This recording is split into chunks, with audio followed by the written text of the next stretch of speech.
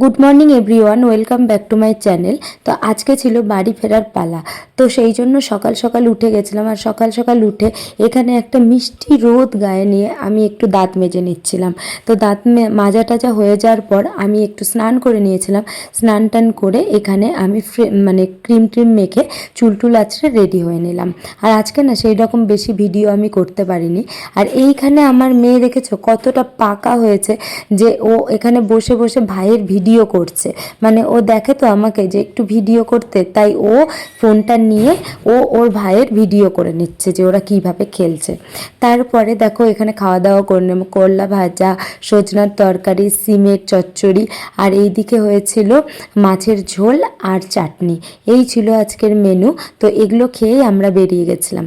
তারপরে এই যে বেরিয়ে গেলাম রাস্তায়, চলতে চলতে বাড়ি চলে আসলাম। তো চলো আজকে ভিডিওটা এইটুকুই, আবার দেখা হবে পরের ভিডিওতে। তো চলো টাটা।